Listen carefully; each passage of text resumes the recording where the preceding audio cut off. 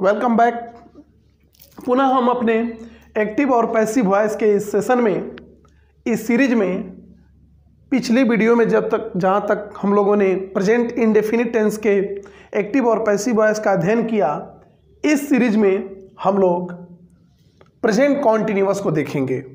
यहाँ भी हमने इस टेबल के माध्यम से समझाने का प्रयास किया है कि प्रेजेंट कॉन्टिन्यूअस टेंस के सेंटेंस को एक्टिव वॉइस को पैसिव वॉइस में कैसे चेंज करना है। यहाँ स्ट्रक्चर आप देख सकते हैं।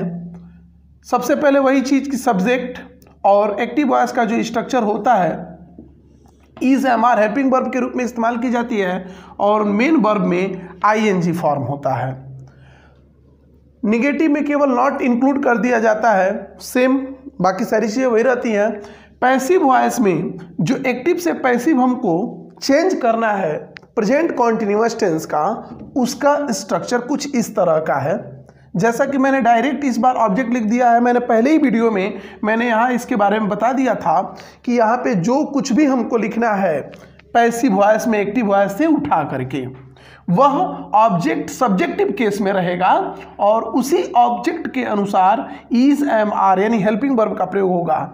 इस पैसिव वॉइस में एक चीज हम एक्स्ट्रा इंक्लूड करेंगे और वह है being, BEING, and all the things are same. तो शुरू करते हैं, इसको समझते हैं कि प्रेजेंट कॉन्टिन्यूअस के एक्टिव वॉइस को पैसिव वॉइस में कैसे बदलेंगे एग्जाम्पल्स के द्वारा।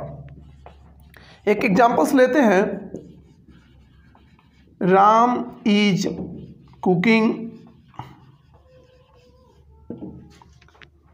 राइस। अब आप देख सकते हैं इस सेंटेंस में कि यह जो सेंटेंस है प्रेजेंट कॉन्टिन्यूअस का, वह इस स्ट्रक्चर पर बेस्ड है। जैसे सब्जेक्ट में हो गया राम, हेल्पिंग वर्ब के रूप में हमने इज ले लिया, मेन वर्ब में आईएनजी के फॉर्म में कुकिंग को उठाया हमने और ऑब्जेक्ट के रूप में राइस लिया। अब इसको पैसिव वॉइस हम इस बेस पर बनाना है। तो सबसे पहले हमारे पास क्या है, ऑब्जेक्ट, और इस वाक्य का ऑब्जेक्ट कौन है, राइस।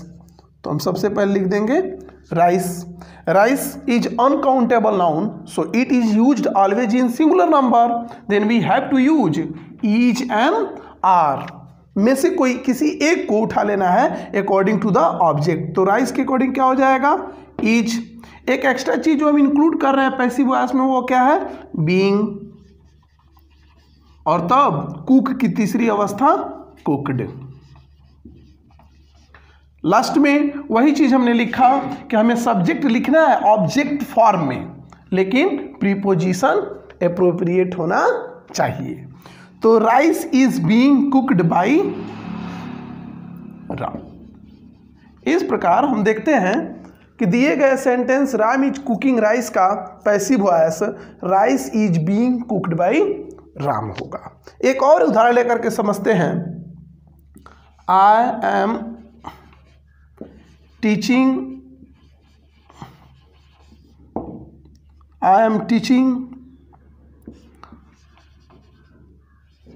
हिंदी।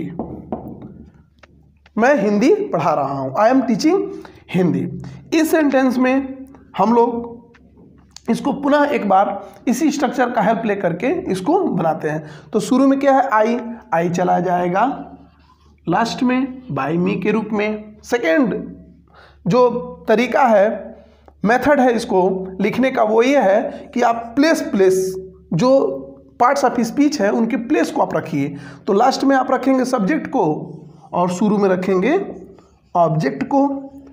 बीच में आने वाले जितने भी पार्ट्स ऑफ स्पीच हैं, जैसा कि पहले वीडियो में मैंने बता दिया है, आपको क्या करना है कि ज्यों का त्यों लिखना है। एम के जगह पर हिंदी के अकॉर्डिंग क्या हो जाएगा, इज, चूंकि ये एम आई के अकॉर्डिंग है। अब हमें इज एम आर में से किसी एक को लिखना है आए हुए नाउन या प्रोनाउंस के अकॉर्डिंग। तो हिंदी सिंगुलर नंबर, इसीलिए यहाँ पे हो गया इज। और मैंने बताया कि एक एक्स्ट्रा वर्ड जोड़ना है, बीइंग। क्यों जोड़ना है, क्योंकि इसके आईएनजी को हटा करके यहाँ बीइंग लगाया जाता है। इसके आईएनजी को हटा करके बीइंग यूज किया जाता है। और इसकी तीसरी अवस्था, टीच की तीसरी अवस्था हो गई टाट। इस प्रकार हम देखते हैं कि आई एम टीचिंग हिंदी का पैसिव वॉइस क्या हो जाएगा, Hindi is being taught by me. एक और निगेटिव सेंटेंस के स्ट्रक्चर पे हम लोग सेंटेंस देखते हैं। She is not writing letters. एक सेंटेंस हमने लिया, she is not writing letters. अब हम देखते हैं कि इसमें हमारा सबसे पहले लिखना है ऑब्जेक्ट। ऑब्जेक्ट क्या है? लेटर्स। लेटर्स किस में है? प्लूरल नंबर में। इसके साथ हम क्या लगाएंगे? आर। निगेटिव के नीचे निगेटिव वर्ड।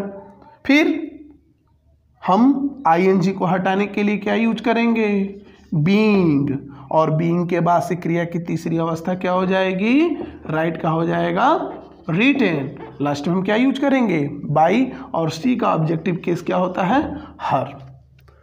तो बहुत ही आसान तरीके से इसको हम समझ सकते हैं, लिख सकते हैं। एप्रोप्रिएट प्रीपोजिशन को देखते हुए हम पुनः वही चीज़ कि जिस वर्ब के साथ जो प्रीपोजिशन यूज होता है वही हम यूज करेंगे।